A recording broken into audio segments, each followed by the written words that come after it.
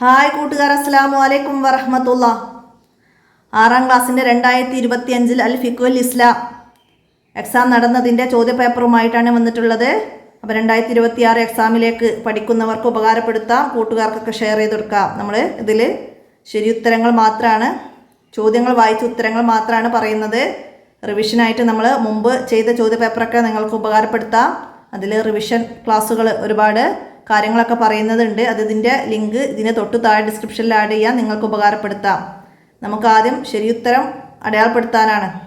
മുസഫ് തൊടാൻ വേണ്ടി ഉളൂ ചെയ്യൽ. മുസഫ് തൊടാൻ വേണ്ടി ഉളൂ ചെയ്യൽ എന്താണ്?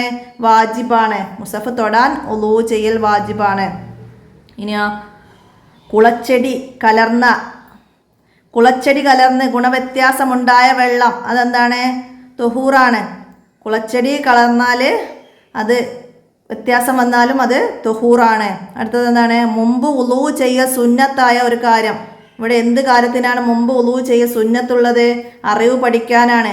നഖം മുറിച്ചതിന് ശേഷമാണ്, മീശ മുറിച്ചതിന് ശേഷമാണ് ഉളൂ ചെയ്യൽ സുന്നത്ത്. അപ്പോൾ അതൊക്കെ പാഠഭാഗത്ത് നന്നായി മനസ്സിലാക്കണം. നമുക്കിതുപോലെ മാറി വരാം. ഇനിയാ വ്യവഹാരികം എന്നാണ് അർത്ഥം. എന്താണ് വ്യവഹാരികം എന്നതിൻ്റെത്?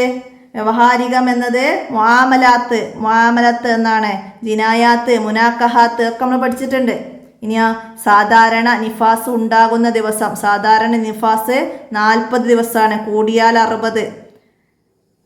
ഹയല് കൂടിയത് 15, സാധാരണയിൽ 6 7. ഇനിയാ പാൽ മാത്രം ഭക്ഷിക്കുന്ന 2 വയസ്സ് തികയാത്ത ആൺകുട്ടിയുടെ മൂത്രം ഏതാണ്?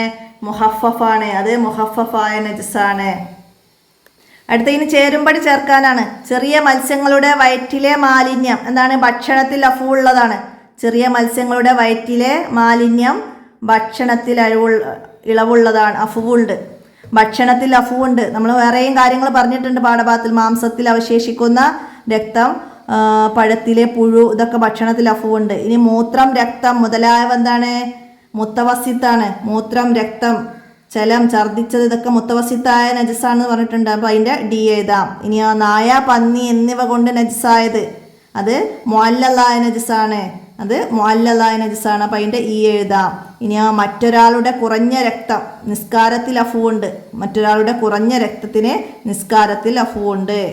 ഇനി ഒലിക്കുന്ന രക്തമില്ലാത്ത ചെള്ള്, പേന് തുടങ്ങിയവയുടെ ശവം വെള്ളത്തിൽ അഫുവുള്ളതാണ്. അപ്പോൾ അതിൻ്റെ സി എഴുതാം. അപ്പോൾ ഇതുപോലെ നമ്മൾ മറ്റുദാഹരണങ്ങളൊക്കെ പഠിക്കുന്നുണ്ട്. വെള്ളത്തിലും ഭക്ഷണത്തിലോ നിരുപാധികം ഇളവുള്ളതൊക്കെ പഠിക്കുന്നുണ്ട്. അതൊക്കെ ഇതുപോലെ വരാൻ നജസ്സുകളും മനസ്സിലാക്കണം. മാച്ച് ചെയ്യാനോ വിട്ടഭാഗം പൂരിപ്പിക്കാനൊക്കെ വന്നാൽ എഴുതാൻ കഴിയണം. ഇനി വിട്ടഭാഗം പൂരിപ്പിക്കാനാണ്. എന്താണ്? ഹെയർ നിലച്ച ശേഷം കുളിക്കുന്നതിന് മുമ്പ് നോമ്പും തൊലാക്കും അനുവദനീയമാണ്. കുളിക്കുന്നതിന് മുമ്പ് നോമ്പും തൊലാക്കും അനുവദനീയമാണ്. ഹിജ്റ ഡേഷിന് ശേഷമുള്ളവർ 4ൽ ഒരു മദ്ഹബ് തക്ലീദ് ചെയ്ത് ജീവിച്ചവരാണ്. 3ാം നൂറ്റാണ്ടിന് ശേഷമുള്ളവർ എല്ലാം 4ൽ ഒരു മദ്ഹബ് തക്ലീദ് ചെയ്ത് ജീവിച്ചവരാണ്. നബി സല്ലല്ലാഹു അലൈഹി വസല്ലമ പറഞ്ഞു, എൻ്റെ സമുദായം ഡേഷിൽ ഏകോപിക്കുകയില്ല. എന്താണ്? എൻ്റെ സമുദായം വഴികേടിൽ ഏകോപിക്കുകയില്ല. ഫസ്അലു ഡേഷ് എന്താണ്? ഇൻ കുൻതും ലാ തഅലമൂൻ. ഫസ്അലു അഹിലദ്ദിക്രി ഇൻ കുൻതും ലാ തഅലമൂൻ. ചന്ദ്രവർഷപ്രകാരം ഡേഷ് വയസ്സ് പൂർത്തിയാകുമ്പോഴാണ് ഹയൽ ഉണ്ടാകുന്നത്. 9 വയസ്സ് പൂർത്തിയാകുമ്പോഴാണ് ഹയൽ ഉണ്ടാകുന്നത്. ഇനി ചെരിഞ്ഞു കിടന്ന് നിസ്കരിക്കുന്നവൻ ശരീരത്തിൻ്റെ മുൻഭാഗം കൊണ്ട് കിബിലക്ക് മുന്നിടണം. മനസ്സിലാക്കണം. ഇനി ഒറ്റ വാക്കിൽ ഉത്തരം എഴുതാനാണ്. പുരുഷന് ഏറ്റവും ഉത്തമമായ വസ്ത്രം വെള്ള വസ്ത്രമാണ്. 2 കുല്ലത്ത് വെള്ളം ഏകദേശം 191 ലിറ്ററാണ്. 191 ലിറ്റർ. നബി സല്ലല്ലാഹു അലൈഹി വസല്ലമ ബൈത്തുൽ മുഖദ്ദസ് കിബിലയായി നിസ്കരിച്ചത് എത്ര കാലമായിരുന്നു? 16 മാസമാണ്. 16 മാസമാണ് ബൈത്തുൽ മുഖദ്ദസ് കിബിലയായി നിസ്കരിച്ചിരുന്നത്. പുരുഷൻ പട്ടുവസ്ത്രം ധരിക്കുന്നതിൻ്റെ വിധി ഹറാമാണ്. 4ൽ ഒരു മദ്ഹബ് തക്ലീദ് ചെയ്യുന്നതിൻ്റെ വിധി. 4ൽ ഒരു മദ്ഹബ് തക്ലീദ് ചെയ്യൽ എന്താണ്? വാജിബാണ്, നിർബന്ധമാണ്. അദാനി, ഇക്കാമത്ത് കൊടുക്കാൻ ഉളൂ ചെയ്യുന്നതിൻ്റെ വിധി സുന്നത്താണ്. അതാണ് ഇക്കാമത്തൊക്കെ കൊടുക്കാൻ ഉളൂ ചെയ്യുന്നതിൻ്റെ വിധി സുന്നത്താണ്. ചില കാര്യങ്ങൾക്ക് മുമ്പ് ഉളുവും ചില കാര്യങ്ങൾക്ക് ശേഷം ഉളുവും ചില കാര്യങ്ങൾക്ക് മുമ്പ് കുളിക്കലും ചില കാര്യങ്ങൾക്ക് ശേഷം കുളിക്കലൊക്കെ നമ്മൾ പഠിച്ചിട്ടുണ്ട്. അപ്പോൾ അതൊക്കെ മാറി വരാം. ഇനി ഒറ്റവാചകത്തിൽ ഉത്തരം എഴുതാനാണ്. ഷാഫി മദ്ഹബിലെ പ്രഗത്ഭ പണ്ഡിതരിൽ 4 ആളുടെ പേര് എഴുതുക. നമ്മൾ അൽ ഇമാം ഗസാലി, അൽ ഇമാം റഫീഇ, അൽ ഇമാം നവവി, അൽ ഇമാം ഇബ്നു ഹജർ ഹൈതമി അങ്ങനെ പേരുകൾ പഠിച്ചിട്ടുണ്ട്. അപ്പോൾ 4 ആളെ പേര് എഴുതാം. ഇനി 2 കുല്ലത്തിൽ താഴെയുള്ള വെള്ളം മുസ്തഅമലാകില്ല. എപ്പോഴാണ്? അതിൽ ഇഅ്തിറാഫിൻ്റെ നിയ്യത്ത് ചെയ്തുകൊണ്ട് കൈകൊണ്ട് കോരിയെടുത്താൽ 2 കുല്ലത്ത് താഴെയുള്ള വെള്ളം മുസ്തഅമലാവുകയില്ല. ഇഅ്തിറാഫിൻ്റെ നിയ്യത്ത് ചെയ്തുകൊണ്ട് കൈകൊണ്ട് കോരിയെടുത്താൽ. എങ്ങനെയുള്ള വസ്ത്രം കൊണ്ടാണ് ഔറത്ത് മറക്കേണ്ടത്? എങ്ങനെയുള്ളതാണ്? തൊലി നിറം കാണാത്ത വസ്ത്രം കൊണ്ടാണ് ഔറത്ത് മറക്കേണ്ടത്. തൊലി നിറം കാണാത്ത വസ്ത്രം കൊണ്ട്. മുമ്പ് കുളിക്കൽ സുന്നത്തുള്ള കാര്യങ്ങളിൽ 4 എണ്ണം എഴുതുക. മുമ്പ് കുളിക്കൽ എന്തൊക്കെയാണ്? പെരുന്നാൾ നിസ്കാരം, ജുമുഅ, ഇഅ്തികാഫ്, മക്ക മദീന ഹറമുകളിൽ പ്രവേശിക്കാൻ, ഇങ്ങനെ അതിനൊക്കെ മുമ്പ് കുളിക്കൽ സുന്നത്താണ്. എന്താണ് ഇസ്തിഹാല? എന്താണ് ഇസ്തിഹാല? ഹൈലിൻ്റെയും നിഫാസിൻ്റെയും സമയത്തല്ലാത്ത പുറപ്പെടുന്ന രക്തമാണ്. അതൊരു രോഗരക്തമാണ്. ഇസ്തിഹാല ഹൈലിൻ്റെയും നിഫാസിൻ്റെയും സമയത്തല്ലാതെ പുറപ്പെടുന്ന രക്തമാണ് ഇസ്തിഹാല. അത് ഒരു രോഗരക്തമാണ്. അടുത്തത് മുസ്തഅമലായ വെള്ളം കലർന്ന വെള്ളം ശുദ്ധീകരണത്തിന് യോഗ്യമല്ല. എപ്പോഴാണ്? വെള്ളമെന്ന് പേര് പറയാൻ പറ്റാത്ത അളവിൽ കലർന്നിട്ടുണ്ടെങ്കിൽ. വെള്ളമെന്ന് പേര് പറയാൻ പറ്റാത്ത അളവിൽ കലർന്നിട്ടുണ്ടെങ്കിൽ മുസ്തഅമലായ വെള്ളം ശുദ്ധീകരണത്തിന് യോഗ്യമല്ല. അടുത്തത് നബി സല്ലല്ലാഹു അലൈഹി വസല്ലമ കഅബക്ക് നേരെ നിസ്കരിക്കാൻ ആഗ്രഹിച്ചത് എന്തുകൊണ്ടാണ്? നബി സല്ലല്ലാഹു അലൈഹി വസല്ലമ കഅബക്ക് നേരെ നിസ്കരിക്കാൻ ആഗ്രഹിച്ചത്?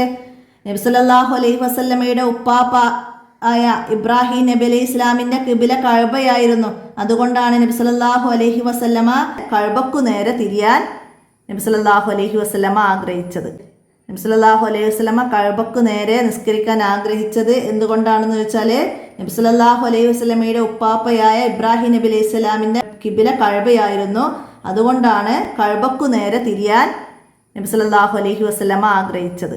അടുത്തത് ടിഷ്യൂ, കല്ല് തുടങ്ങിയവ കൊണ്ട് ശുദ്ധീകരണം നടത്തുമ്പോൾ ശ്രദ്ധിക്കേണ്ട കാര്യങ്ങളിൽ 2 എണ്ണം എഴുതുക. എന്താണ്? നജസ് ഉണങ്ങാതിരിക്കുക, പുറപ്പെട്ട സ്ഥലത്ത് നിന്ന് നീങ്ങാതിരിക്കുക. അങ്ങനെ 2 എണ്ണം എഴുതാം. ഇനി 2ൽ ഏതെങ്കിലും ഒരു വിഷയത്തെക്കുറിച്ച് കുറിപ്പ് എഴുതാനാണ്. ഒന്ന് മദ്ഹബിനെ കുറിച്ചിട്ടാണ് വന്നത്.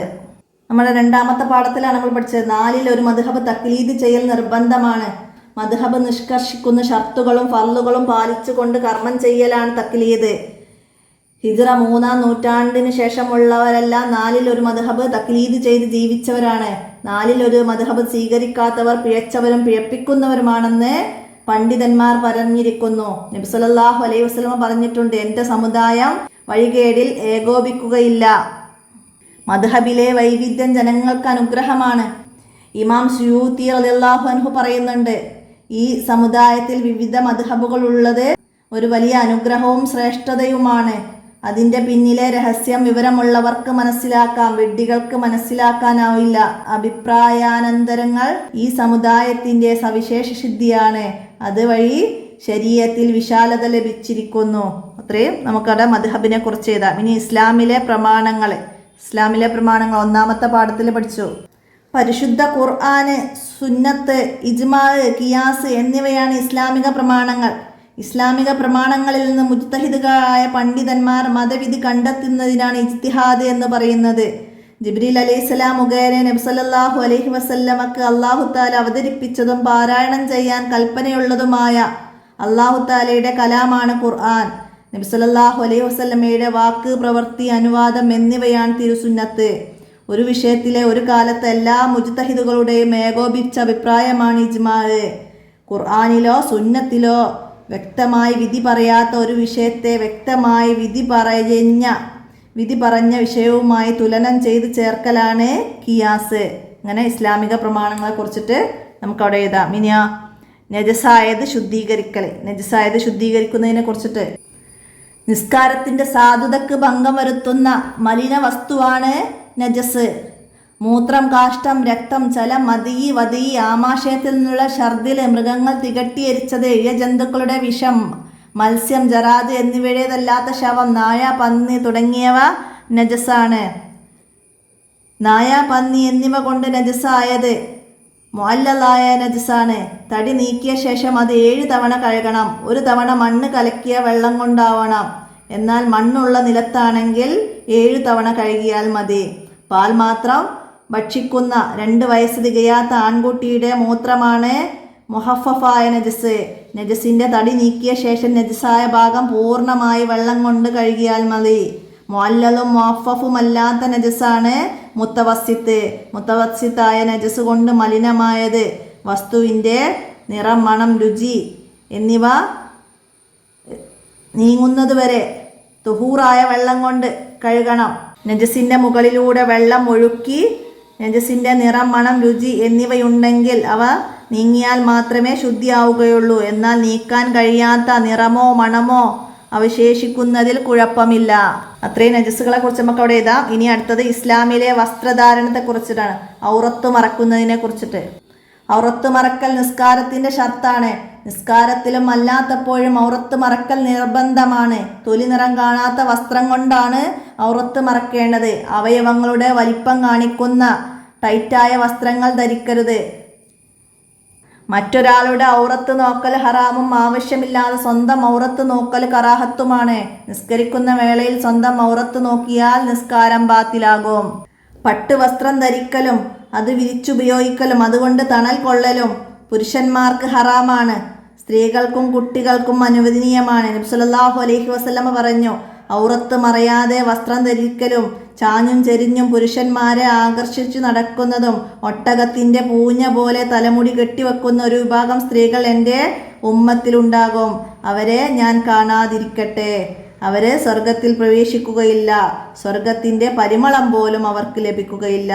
ഔറത്ത് പുറത്ത് കാണിക്കലും ഔറത്ത് കാണുന്ന രീതിയിൽ വസ്ത്രം ധരിക്കലും കുറ്റകരമാണ്. ഇത്രയും നമുക്ക് ഇസ്ലാമിലെ വസ്ത്രധാരണത്തെ കുറിച്ചിട്ട് നമുക്ക് എഴുതാം. അപ്പോൾ ഈ ചോദ്യ പേപ്പറിൽ ഇത്രയും കാര്യങ്ങളാണ് നമ്മൾ മനസ്സിലാക്കിയത്. നമ്മൾ മുമ്പത്തെ വീഡിയോസ് നിങ്ങൾ എന്തായാലും ഉപകാരപ്പെടുത്തണം. അപ്പോഴാണ് പാഠഭാഗത്ത് നിന്നുള്ള കൂടുതൽ ചോദ്യങ്ങളൊക്കെ നിങ്ങൾക്ക് മനസ്സിലാവുള്ളൂ. ഇതിൽ ഞാൻ കൂടുതൽ വിശദീകരിക്കുന്നില്ല. ഇന്നത്തെ വീഡിയോ അവസാനിപ്പിക്കുകയാണ്. അസ്സലാമു അലൈക്കും വറഹ്മത്തുള്ളാഹി.